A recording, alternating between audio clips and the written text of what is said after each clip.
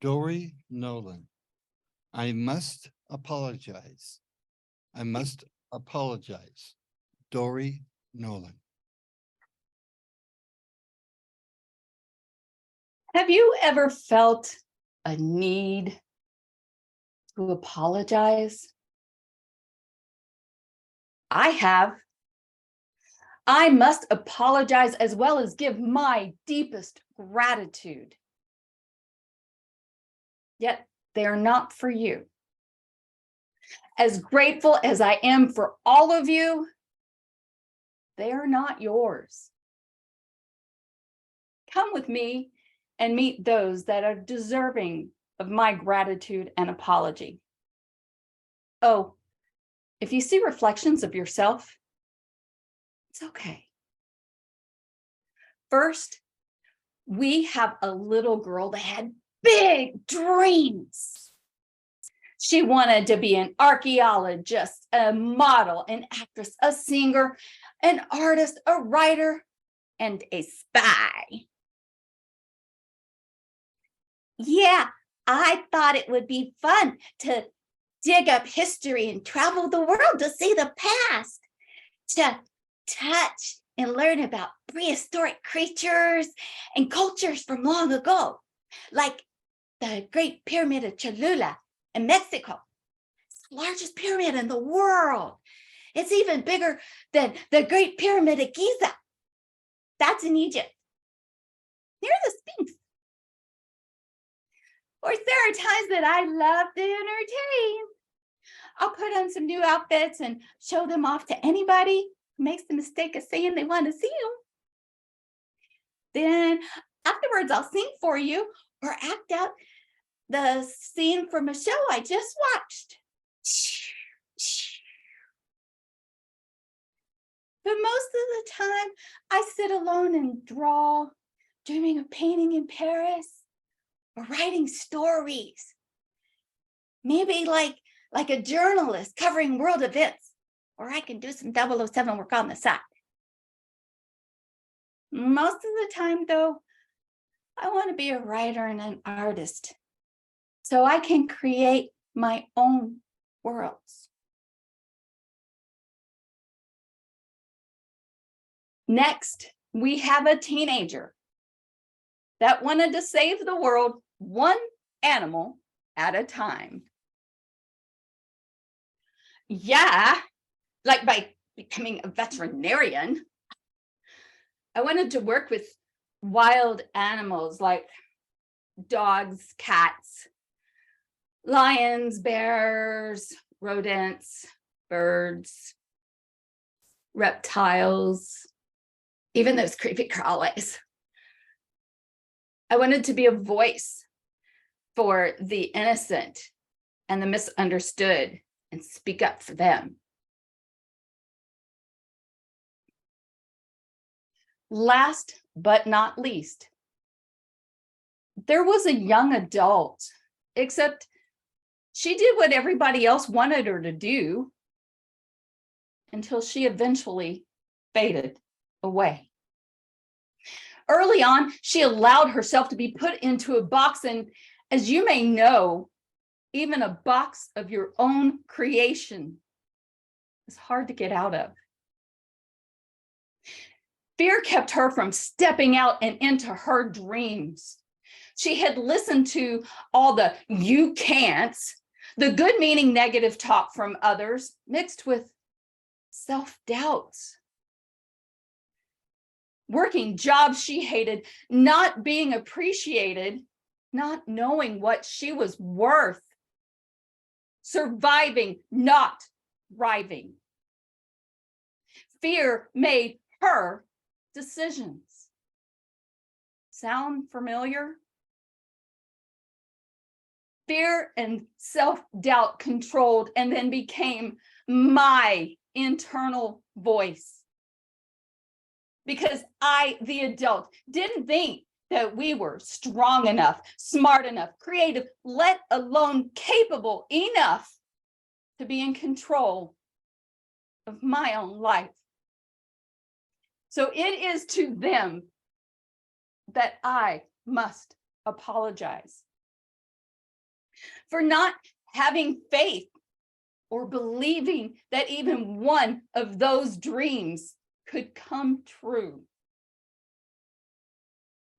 for letting fears be in control. Now, in this mature, wise phase, and at this age I can't believe I've reached, I greatly appreciate each one of them, especially the little girl, for her persistence in not giving up on her dreams. Why? Because a few of those dreams have come true. With continuing self-work, loving support, a lot of forgiveness, and paying attention to positive talk, I am a published writer and an artist. I create my own worlds, and I speak for the innocent, whether written, verbal, drawn, or painted. I truly wish you could understand and know how healing this exercise has been and still is for me, whether publicly in the speech each time or in the quiet of my heart. Contest chair, fellow Toastmasters, and honored guest, I implore you, step out of your box. If you need permission, I'm giving it to you now. If you need support, I'll help. Allow yourself to reflect and connect to your past selves. Forgive and then apologize to your inner yous and to those dead or neglected dreams. Finally, appreciate who you were and are today. You never know. You just might make some dreams come true. Contest chair.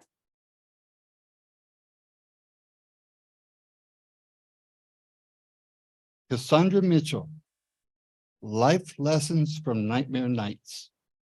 Life Lessons from Nightmare Nights, Cassandra Mitchell.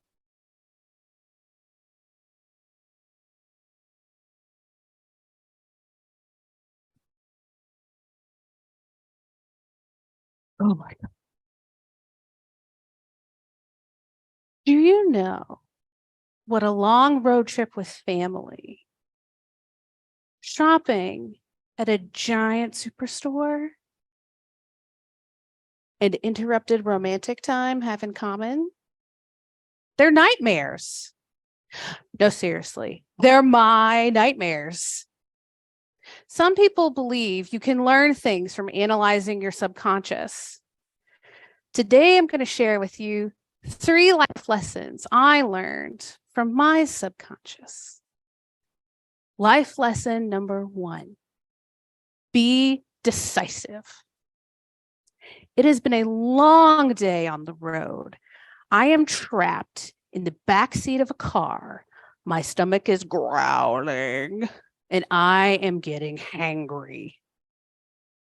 The driver and the front seat passenger continue to debate where we are going to eat dinner as a restaurant after restaurant pass us by. What about Zaxby's? Too late, there it goes. What about Arby's? Oh, it's already closed. By the time they have made a decision, all of the restaurants are closed. Fellow Toastmasters, save yourself time and frustration and be decisive. By being decisive and saving that time, you can have more time for things that you enjoy instead of being frustrated and hangry in the backseat of a car. The time you spend making a decision should be proportional to the amount of impact that decision is going to have on your life. When you're going to spend 15 minutes eating at a fast food restaurant, don't spend 2 hours debating which restaurant it's going to be. If you've ever faced analysis paralysis, you may be asking, well, how do I do that? Where do I start? I know a couple that has a wheel in their house with restaurants on it. And when they go out, they just spin the wheel. And that's where they're going to go for dinner that night. And if they aren't happy with the decision, they just spin the wheel again. When they're tired of all those restaurants, they write new ones. There's also this thing that we like to keep in our pockets sometimes called a quarter. It's great when you have two options and you can just flip a coin and say, all right, that's where I'm going. And if you don't like the one it lands on, go to the next place. Find a system that works for you and stick with it. Life lesson number 2, make lists. I have my buggy. I am ready to go shopping. Only this is no ordinary store. Imagine if an IKEA and a PetSmart had a baby and then that baby got with a Walmart. Aisles upon miles of stuff. And here I am going up and down the aisles. But I can't remember what I went there to get. And I'm apparently not allowed to leave until I got the thing that I can't remember what I was there to get. So I inevitably spend all night long while I'm asleep walking up and down aisles in this store. And I wake up and I'm like, oh, I have to go grocery shopping today. Save yourself time and frustration by having a list. My father is the king of making 20 trips to Home Depot for 5 things that he needed for a project. There are these wonderful apps on our phone, like on an iPhone. Remember this. You can even share those lists with your friends and your family so that you're all on the same page about what you need. And if that doesn't suit your fancy, keep a notepad of sticky notes next to your fridge and just write stuff down as you go. Or if you really want to go all in, you can do what my husband did, which was inventory every single thing in the garage fridge and the house fridge and freezers. And now when we go shopping, it gets added to the inventory. So we know exactly what we have and what we need to get at the store. Save yourself time. Make a list. Life lesson number 3. Schedule time for joy.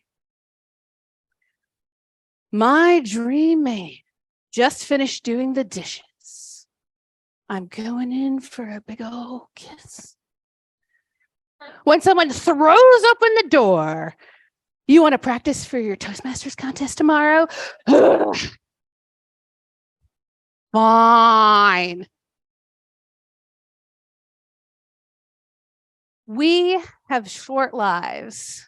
We don't want to fill our lives with obligations.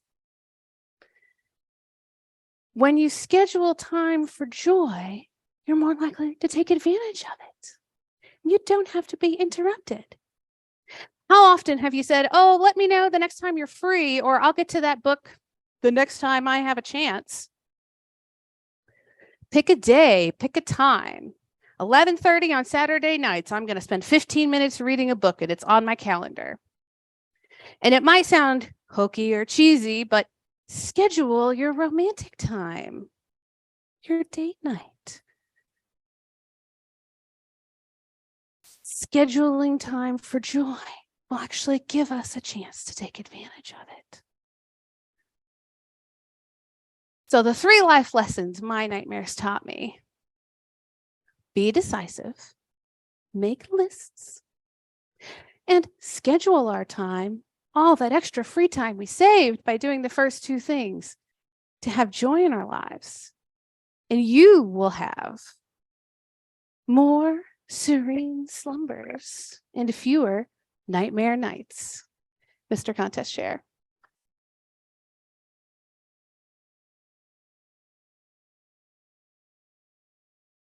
Carlos Calderon, listen, see. Listen, see, Carlos Calderon. Hello? Hey, I'm sorry. I'm not going to be able to be there with you, but send me a picture. Yeah, send it to my phone. All right, let me see. Oh, that's nice. I feel like I'm there with you. Yeah. Hold on a second. Mr. Contest Master, friends, the technology at hand gives us the power to connect with anyone in the world and instantly see pictures from anywhere on the planet. Technology is great. But is it leading us on the wrong path in life? About 10 years ago, I had a client that was 100 years old. I had to ask him, what is the secret of your long life? And he told me, the important thing is not the years lived, but how you've lived those years. He suggested that I experience life. Okay, but how do I experience life? He said the following words. Listen with your own ears. See with your own eyes. I thanked him for his wise words of advice. But honestly, I had no idea what he was talking about. I mean, I already hear with my ears and I see with my eyes. So what's new? What's new is a few years later, I was jogging in the woods, listening to music on my earphones, and I jogged this way, and I jogged this way. And after a while, I realized I didn't know where I was. Not a problem. I've got GPS on my phone. It'll tell me where I am and where I have to be. So I looked at my screen and was horrified. My phone had just died. That meant no GPS and no music for my earphones. What was I going to do? In a few hours, it would get dark because the sun would set. And then I thought, wait, the sun sets to the west. And I remembered that I had parked my car just west in a lot next to the woods. So I thought, if I follow the sun, perhaps it'll lead me west to my car. So that's what I did. I started walking, and every few minutes I would look up to look where the sun was to make sure I was going the right direction. And as I walked, I noticed there were so many colors around me. There were greens, there were browns, there were yellows, there were reds. It was beautiful. And the birds, they were singing all around me. Their songs were in surround sound. It was an amazing experience. How come I hadn't noticed this before? I kept walking, and then I heard the sound of cars. Huh? Those must be the cars in the lot. I must be near. So I quickened my pace, followed the sound of the cars, and out of the woods I went, and there was my car.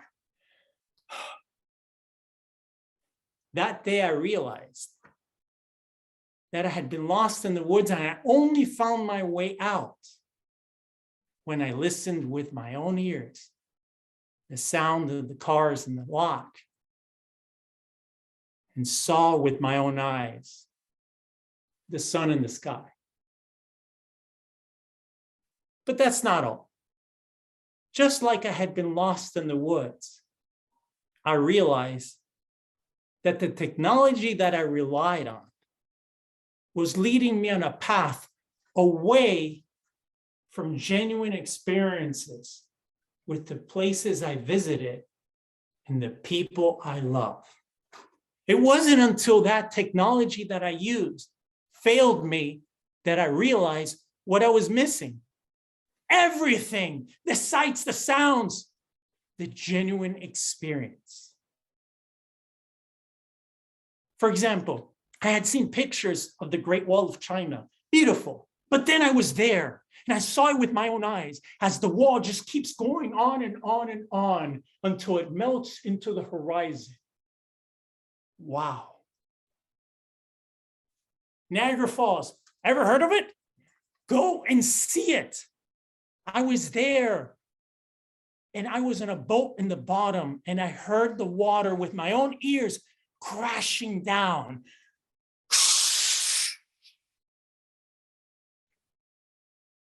What an experience. Now, don't get me wrong. I love technology and I still use it. But let's be serious. Let's be honest. A selfie with a loved one is not the same as giving that loved one a big, warm hug.